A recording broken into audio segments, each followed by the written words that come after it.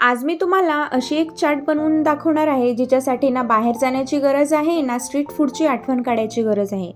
कारण आज आपल्या किचनमध्ये तयार होणार आहे गरमागरम क्रिस्पी आलू टिक्की. थंडगार क्रीमी दही, तिखट हिरवी चटणी, खट्टी गोड चिंचेची चटणी आणि वरून भरपूर कुरकुरीत शेव. पण या रेसिपीमध्ये एक छोटीशी गोष्ट आहे, टिक्की क्रिस्पी नाही झाली तर आलू टिक्की चाटची मजाच नाही. म्हणून आज आपण टिक्की अशी बनवणार आहोत. पहिला घास घेताच बाहेरून क्रंची आणि आतून एकदम सॉफ्ट टेक्स्चर मिळेल. चला तर मग आजची चाट सुरू करूया. इथे मी सगळ्यात आधी ना बटाटे बॉईल करून घेतली आहे आणि हे जे बॉईल केलेले बटाटे आहेत आपल्याला थंड करून घ्यायचे आहेत पूर्णपणे. जवळपास 2 तास आपल्याला हे बटाटे फ्रीजमध्ये ठेवायचे आहेत बॉईल केल्याच्या नंतर. म्हणजे बटाटे थंड झाल्याच्या नंतर त्यामधलं मॉइश्चर सगळं निघून जाईल. गरम बटाटे असतील ना तर त्यामध्ये मॉइश्चर असतं आणि मग टिक्क्या एकदम नरम होतात. आता हे मी या बॉईल केलेल्या बटाट्यांचं साल काढून घेतली आहे आणि त्याला या पद्धतीने सगळे बटाटे किसून घेते, म्हणजे मॅश करून घेतले. यामध्ये मी काळी मिरी पूड टाकते 1 चम्मच मीठ टाकायचे आणि 1 चम्मच लाल तिखट टाकायचे, भरपूर अशी कोथिंबीर टाकायचे आणि चाट मसालाही टाकायचा यामध्ये भरपूर असा.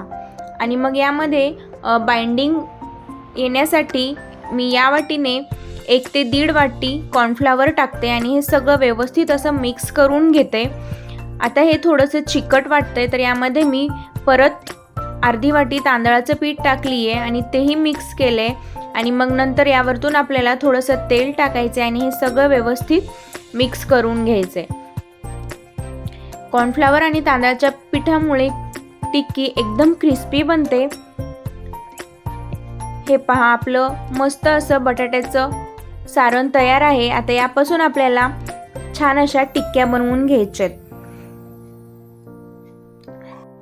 याचा छोटासा एक पोर्शन घ्यायचा आहे आणि हाताला छान असं तेल लावून घ्यायचे आणि एक छोटंसं पोर्शन घ्यायचं आहे आणि या पद्धतीने आपल्याला छान अशी आलू टिक्की बनवायची आहे. जास्तही जाड नाही बनवायची, जास्तही पातळ बनवायची नाही.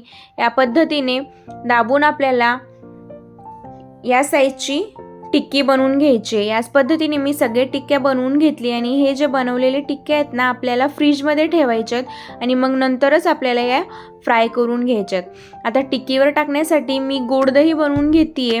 दही छान फेटून घ्यायचे आणि मग त्यामध्ये मी 1 चम्मच साखर टाकते आणि ते सगळं व्यवस्थित मिक्स करून घेते.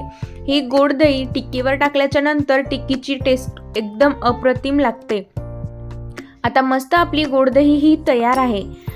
आता मी जी टिक्की आपण फ्रीजमध्ये ठेवली होती ना ती काढून घेतली आहे. मी 2 तास टिक्की फ्रीजमध्ये ठेवली होती, ती काढून घेतली आहे. आता आपण छान अशी ही टिक्की फ्राय करून घेऊया. एका पॅनमध्ये मी तेल टाकते आणि तेल छान व्यवस्थित गरम झाल्याच्या नंतर यामध्ये आपल्याला टिक्क्या फ्राय करून घ्यायचे.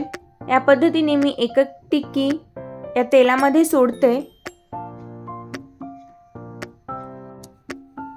टिक्की फ्राय करताना घाई गडबड करायची नाही. एकदम हाय फ्लेमवरती टिक्की फ्राय करायची नाही आहे. मीडियम टू हाय फ्लेमवरती आपल्याला टिक्की फ्राय करून घ्यायची. एका साईडने ही फ्राय झालेली आहे, याला मी पलटून घेते आणि दुसऱ्या साईडनेही याच पद्धतीने गोल्डन होईपर्यंत मी हे टिक्की फ्राय करून घेते. आपल्याला टिक्की 2 वेळा फ्राय करायची आहे. एकदा फ्राय झाल्याच्या नंतर आपल्याला ही टिक्की दाबून घ्यायची, प्रेस करून घ्यायची आणि मग नंतर आपल्याला दुसरी वेळेसही ही टिक्की छान अशी फ्राय करून घ्यायची. ही टिक्की फ्राय झालेली आहे. आता याला मी एका प्लेटमध्ये काढून घेते आणि या पद्धतीने चमच्याच्या साहाय्याने हे आपल्याला टिक्की प्रेस करायची आहे आणि प्रेस करून आपल्याला ही टिक्की परत एकदा तेलामध्ये छान क्रिस्पी होईपर्यंत फ्राय करून घ्यायची आहे. आता तेल गरम झालेलं आहे. या गरम तेलामध्ये मी परत एकदा ही टिक्की छान गोल्डन ब्राऊन होईपर्यंत, क्रिस्पी होईपर्यंत मीडियम टू लो फ्लेमवरती फ्राय करून घेते. हे एका साईडने फ्राय झालेली आहे, मी याला पलटून घेते आणि दुसऱ्या साईडनेही छान ही टिक्की फ्राय करते. पाहू शकता टिक्की किती क्रिस्पी झालेली आहे. मी याला काढून घेते. मी हे सगळी टिक्की डिशमध्ये काढून घेते.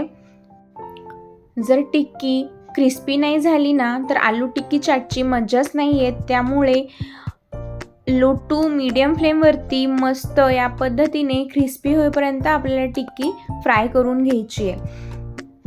आता वेळ आहे प्लेटिंगची. एका प्लेटमध्ये गरमागरम क्रिस्पी टिक्की ठेवूया आणि आता त्यावर थंडगार क्रीमी दही, हिरवी चटणी आणि खट्टी गोड चिंचेची चटणी, आता थोडासा चाट मसाला आणि भरपूर कुरकुरीत शेव.